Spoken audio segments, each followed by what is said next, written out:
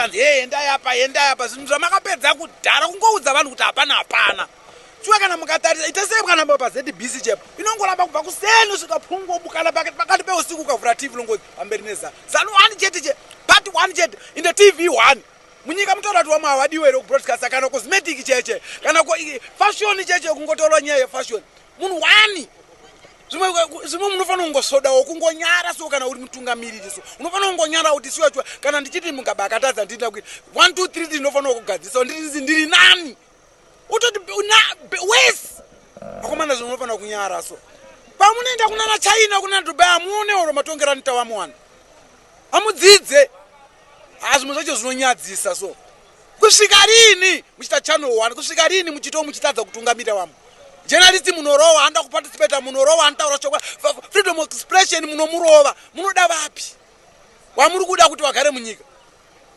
munoda kuti pamberi neidi iwe haudi kusapota kana kusapota vendor wacho haudi kuda kumusapota woda kuti iye akusapote ari kurara pachirugwi haana chaanacho zvinhu zvese muda kuti ndimi zvese ndimi munazvo chete imi usikuona kuti urombo uri kuwanda munyika pane zvimwe common sense dzinongosenza kuti hano izvi zvazonyanyawo izvi apa tanyanya apa munotofanira kutoonesa kuti apa tanyanya apa munyara technology dziri kuunza munyika dzakasiyana amukope yenyu ngoramba kumashure enyika rudzi footwear kuti kunyika yakasaririra down sho kusvika rini zvimwe zvinhu munosoda mani munofanira kusoda zvimwe zvinhu kungosodawo kuti hano ndamunhu mukuru ini zvandakwe kana iwowo kana uchita zvoti iyo temi yori kuchemera 4 years dzinongopera pasina chawaita dzauri kuchemera wapuwa 7 years 2 years dzamugabe wapepedza 5 years dzako wapedza dzimwe 4 years dzauri kuchemera dzinongopera pasina chawagadzira kana uchitadza 7 wozogadzirisa 5 chikuru ndechipi 7 na 5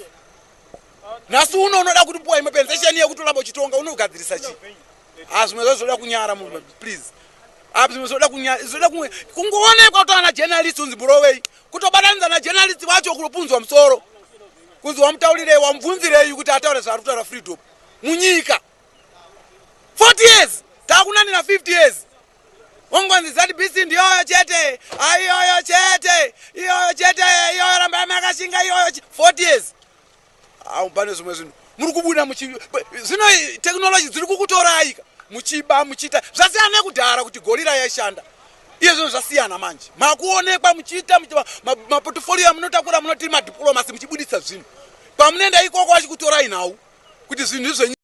So this guy is actually telling the truth. But everything can't be about one man. Take a look on everything. Zvese zvirungo create kwa foningi. Everything is about one man. So Zimbabwe can't be a nation of one man, can't talk about one man, can't have issues about one man. Zimbabwe must involve everyone. Zimbabwe must be for everyone. If you go on national television broadcaster, it must speak about for everyone. Zvinofanira kunakidza kuenda paradio, zvinofanira kunakidza kuenda paTV, but ukavhura television station yeZTV chaichayo hapana chinonakidza chiripo. Nothing excites us. So you will see kuti because of that, a lot of people will simply say, why should we pay television licenses for a broadcaster which does not report anything which is positive about themselves, about the nation at large, about everyone?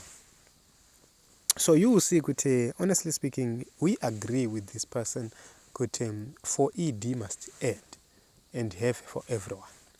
Zimbabwe inyika yemunhu wese, Zimbabwe inyika iri kufanira kuchisununguka. Tichitanga kuvaka nyika yedu, tichitanga kusumudza nyika yedu. Advocate Nelson Chamisa is clear about the land issue. Everyone must get title deeds. Everyone must get land. Everyone must benefit. About minerals, we must have minerals owned by the people of Zimbabwe. We must have minerals benefiting the people of Zimbabwe. We must have the farming industry benefiting the people of Zimbabwe, the industrial sector benefiting the people of Zimbabwe, doing our own things here, benefiting our own minerals and products here in Zimbabwe. Everybody must benefit, not just a few individuals who are politically connected. So vote wisely, vote Triple C.